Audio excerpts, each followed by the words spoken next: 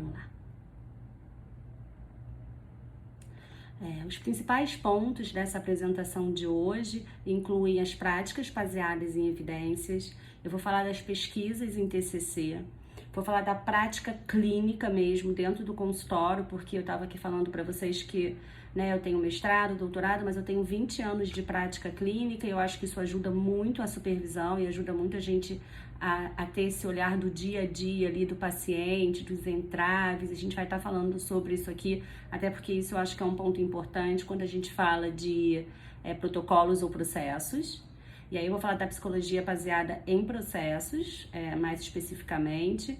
Vou falar desse olhar do supervisor e da importância que eu vejo em alguns aspectos específicos e vou destacar esses aspectos. E no final a gente vai abrir, eu acho que no final mesmo de todas as apresentações a gente abre para perguntas e considerações. Para começar, eu quero dizer que assim, quando a gente pensa em prática baseada em evidências, a gente tem que entender que a gente precisa e tem que sim estar sempre muito bem atualizado para que a gente possa oferecer o melhor para o nosso paciente.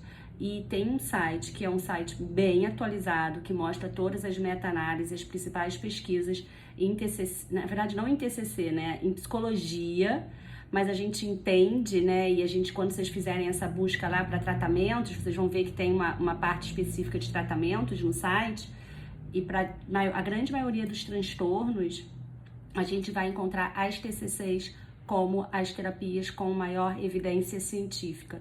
O site é esse DIV12, eu sugiro que vocês passem a pesquisar, eu sugiro que os supervisores olhem, eu acho que é importante a gente estar atualizado, a gente está aqui falando de ciência o tempo todo, e a ciência ela se renova de tempos em tempos, as pesquisas mostram essa renovação, essa mudança, esse novo olhar, que é um pouco da proposta que eu estou trazendo aqui para vocês hoje, e eu acho que esse site ele contribui bastante para isso. Então vamos lá, Quando a gente fala em pesquisa, em TCC, e eu posso falar disso até como pesquisadora, eu fiz mestrado e doutorado em TCC clínica, e a gente monta protocolos de tratamento. Até no pós-doutorado eu me aventurei a montar o meu protocolo de tratamento para desempenho acadêmico, ansiedade de desempenho acadêmico, e os protocolos de tratamento eles têm um objetivo, uma razão de ser, que é para que a gente possa averiguar e pesquisar no maior número de pessoas aquelas técnicas, aquele grupo específico de técnicas e de materiais e de como usar aquilo. Então a TCC ela tem muitas pesquisas baseadas em muitos protocolos e a gente encontra isso o tempo todo nos artigos, nas meta-análises, mas um ponto importante e que eu quero destacar aqui, vocês vão perceber que eu vou destacar e vou falar sobre isso aqui diversas vezes nesse tempo que a gente está aqui juntos, é que a TCC, ela não precisa necessariamente, é importante a gente ter isso atentos, assim, de algo muito específico no sentido de um protocolo de tratamento específico, seguindo à risca, tá? E eu vou explicar o porquê disso, tá? E a gente sabe, como eu falei para vocês, esse site, ele é um site que comprova isso, é um site de psicologia americano, ele comprova que as terapias cognitivas comportamentais, hoje a gente vê algumas terapias contextuais também, e a ACT, por exemplo, mostrando uma força grande aí, em evidências científicas. A gente tem a DPT para transtornos de personalidade borderline também vindo com muita força aí nos resultados de pesquisas, de meta-análise. A gente tem que estar atento a isso na hora que a gente vai dar supervisão, na hora que a gente vai oferecer para os nossos alunos e para os nossos pacientes o que há de melhor, em termos de tratamento psicológico. E aí eu estava aqui falando da prática clínica, e da importância da gente não ficar se atendo necessariamente ao protocolo, e eu vou explicar um pouco disso e o porquê disso. E aí aqui já começa, os pacientes, eles chegam no consultório multiqueixosos, né? Então eles chegam com muitas demandas, eles chegam com características que vão além, muitas vezes, daquele transtorno específico, daquele diagnóstico específico para TOC, para TEPT ou TAG, né? Então mesmo um paciente que fecha um diagnóstico, eles muitas e muitas vezes vão aparecer com outras demandas também. E diferente da pesquisa, né, do trabalho de pesquisa que mostra os protocolos, a gente pode se abrir dentro do consultório particular a ouvir aquele paciente de uma outra forma, entendendo que as técnicas a gente deve seguir sim, daquelas que a gente tem base científica comprovada, mas na hora que a gente está ali, a gente não precisa seguir aquele número de sessões, por exemplo, né? Então, a gente vê que os protocolos, no geral, variam ali entre 18 e 24 sessões, às vezes um pouco mais. E na nossa prática clínica, eu vejo muitos meus alunos tensos, assim, ai, Fernanda, eu já tô na 4ª sessão e eu ainda não consegui fazer a conceitualização do paciente, e eu vejo que nos protocolos dizem que até a 5ª sessão eu tenho que ter a conceitualização pronta. Então, assim, a gente poder entender que na prática clínica, muitas vezes a gente não consegue, e tudo bem, desde que a gente esteja ali alinhado com o nosso paciente, desde que a gente esteja embasado numa terapia, numa psicologia baseada em evidência. Tudo bem que a gente não consiga na 3ª ou na 4ª sessão ter a conceitualização do paciente pronta na nossa mão, tá? Por quê? Porque na prática clínica a gente precisa ser mais flexível, a gente pode ser mais flexível e o paciente demanda essa flexibilidade da gente, tá? Então é importante a gente entender que, assim, quando a gente pensa na ciência, né, moderna, digamos assim, o que a gente quer, e a gente acabou de assistir a palestra da Mônica, que foi super bacana, a gente quer poder ajudar o paciente a ter uma trajetória de vida mais positiva. E o que é isso, né? Muitas vezes a gente não focar somente nos sintomas da doença, mas também em algo que vai além disso, que fala dos valores dele, dos propósitos dele, e tudo isso interligado, né? E sabendo que a gente está cuidado, né? Assim, atento, com cuidado e atento à psicologia baseada em evidência, sim, a entender o que é ciência, né? Até por uma questão ética, a gente precisa oferecer para o nosso paciente o que há de mais benéfico para ele, para o tratamento dele, mas com flexibilidade, com amorosidade, né? E com uma escuta atenta àquele momento, que muitas vezes na sessão, né, se a gente for seguir o protocolo, e a gente está aqui falando de protocolo ou processos, se a gente for seguir o protocolo, ele vai dizer que na 4ª sessão você precisa fazer uma intervenção específica. E às vezes você está ali na clínica, o paciente chega na 4ª sessão com uma demanda que não te cabe aquela técnica específica. E tudo bem, sabe? Tudo bem. Tudo bem que a gente deixe aquela técnica para uma 5ª sessão, que seja, mas naquele momento a gente poder ser mais flexível em termos de estratégias, mas sempre baseado naquilo que há de mais efetivo, tá, gente? Eu vou repetir isso aqui porque para mim isso é muito importante. Então, quando a gente pensa numa psicologia baseada em processos, a gente está falando sim das técnicas que a gente vê nos protocolos, a gente está falando sim da TCC, né, dentro do que a gente vê como efetivo para um transtorno específico, mas a gente está falando isso de uma forma mais flexível, né, entendendo as técnicas, mas também entendendo qual é a demanda do paciente para aquela sessão, qual é a demanda do paciente para aquele momento.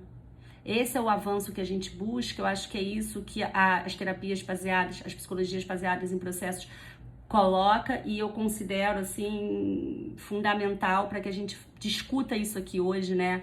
Da gente sair um pouco da amarra dos protocolos fechados, poder tirar daquele protocolo o que há de melhor e o que há de evidência científica que funciona para os pacientes e usar aquilo sim, mas usar a partir do momento em que você entende que é o momento também do seu paciente e que não necessariamente aquilo vai ser na 5ª sessão ou na 3ª sessão, mas aquilo vai ser na hora em que você ali na relação perceber que é importante de você usar e você se apropriar daquelas técnicas. Desculpa. Então, vamos lá, eu quero mostrar um pouco, né, qual é essa diferença, né, quando a gente fala em protocolo e quando a gente fala em processo. Os protocolos, eles são muito úteis, eles nos dão o norte, né, e a gente precisa ter conhecimento dos protocolos, ter conhecimento das técnicas, e como supervisores, agora com o olhar do supervisor, poder passar isso para os nossos alunos, mas mostrando para eles a importância da flexibilidade que a terapia baseada em processo nos permite, digamos assim.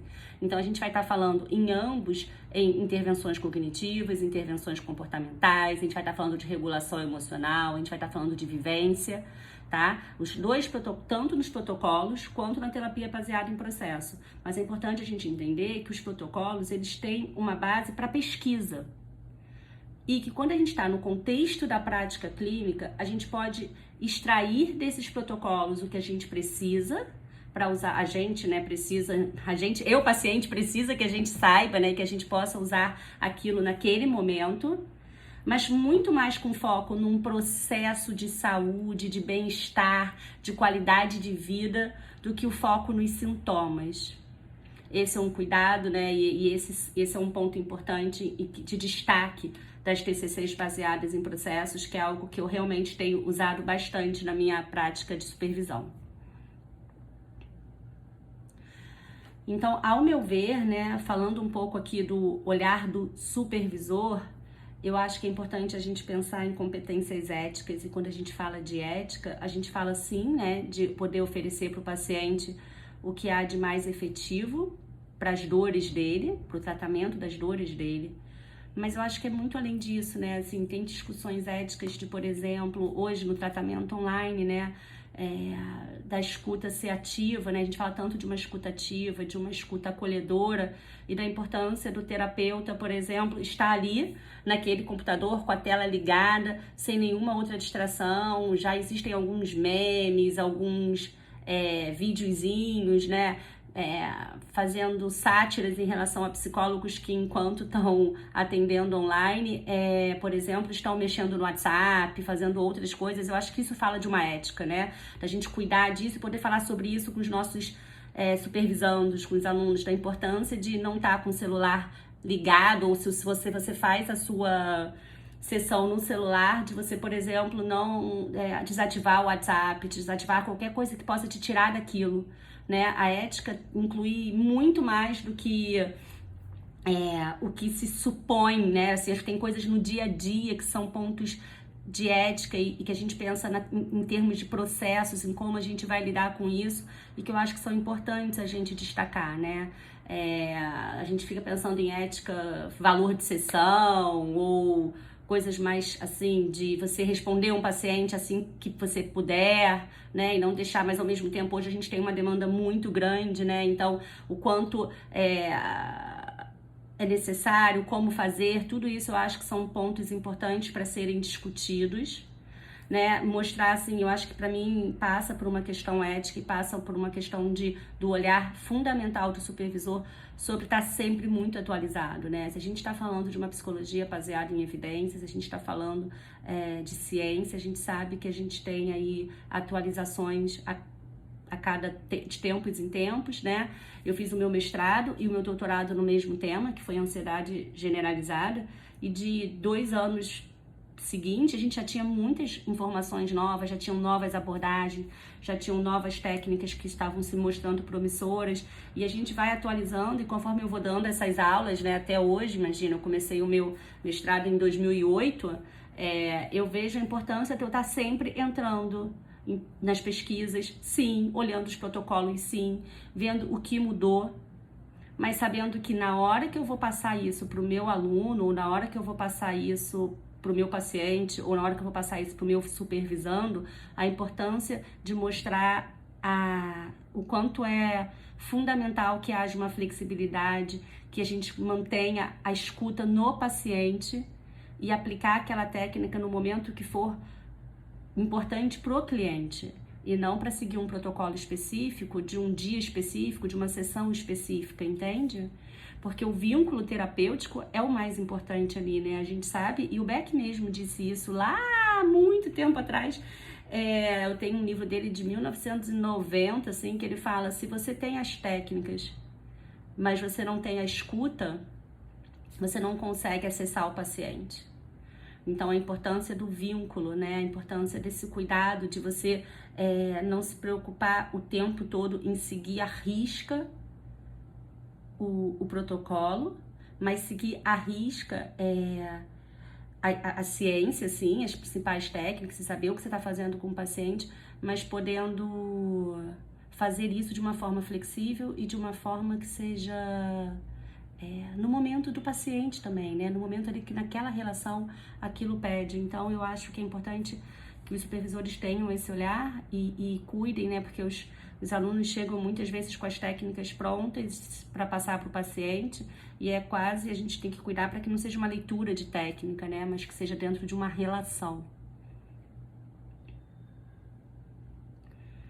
Então eu queria, né, fechar isso aqui hoje com vocês, fechar essa apresentação. Eu teria muito mais coisas para falar sobre cada item, mas a gente tem um tempo curto e depois a gente vai abrir aí para discussão.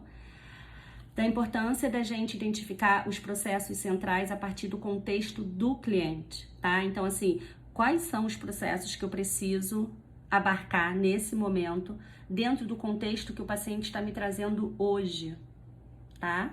Então, assim, dentro desse contexto atual do meu cliente, dessa fala dele hoje, né? A partir da fala dele nesse momento, do que ele me traz de sintomas, do que ele me traz de sensações, do que ele me traz na fala dele, né? A partir desse contexto, quais são os principais processos que eu preciso utilizar? Como eu vou usar, né, toda a minha bagagem, todo o meu conhecimento científico, teórico, em terapias cognitivas comportamentais e terapias de terceira onda, para ajudar esse paciente nesse momento, no contexto em que ele está se colocando agora. E para que eu consiga fazer isso de uma maneira eficaz, é importante que a minha escuta seja ativa.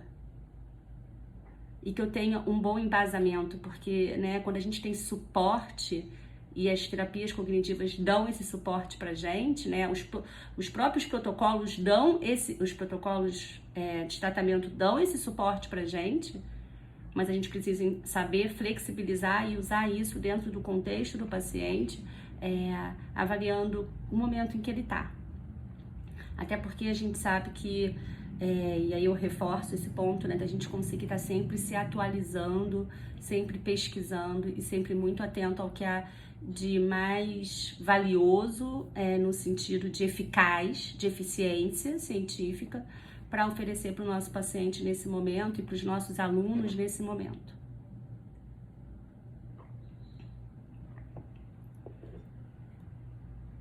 Enfim, era isso. Eu quero aproveitar aqui esse espacinho para oferecer para vocês uma aula gratuita que eu vou dar no próximo sábado, às 10 horas da manhã. E a inscrição é pelo link do meu Instagram. Eu sei que tem várias pessoas aqui que já conhecem o @catc_fc. Eu vou estar falando um pouco até do que a Mônica trouxe hoje de valores, mas eu vou falar dentro da perspectiva da depressão, com olhar na depressão e de ativação comportamental. Tá? Então, quem não conhece o Instagram, eu convido vocês a acessarem. Vai ser um prazer ter vocês por lá. É isso. Eu gosto muito dessa frase do Sócrates. Eu acho que é uma frase que fala bastante, até mesmo desse olhar do supervisor, né? A gente não pode ensinar nada a ninguém, mas a gente pode fazer as pessoas pensarem. E essa era a minha proposta aqui hoje, ajudar a gente a poder discutir, poder falar de uma forma leve e poder fazer a gente pensar sobre o andamento das terapias cognitivas comportamentais, né? A gente vê a evolução das TCCs aí, a gente vê a terceira onda aí já, né, falando até de novas ondas, a gente vê a força da DBT, por exemplo, nos tratamentos para pacientes borderless, a gente vê a ACT entrando aí com muita força para os pacientes ansiosos. Então, assim, tem muita coisa para ser discutida, tem muita coisa legal acontecendo e eu estou muito feliz de estar aqui com vocês falando disso e vendo aqui na mostra o quanto a gente tem mesas e conferências atualizadas falando do que realmente está acontecendo no mundo nesse momento e eu estou muito feliz mesmo de poder estar aqui com vocês. Esses são os meus contatos e, enfim, eu estou aberta aí para a gente conversar no final da apresentação. Tá bom? Obrigada, gente.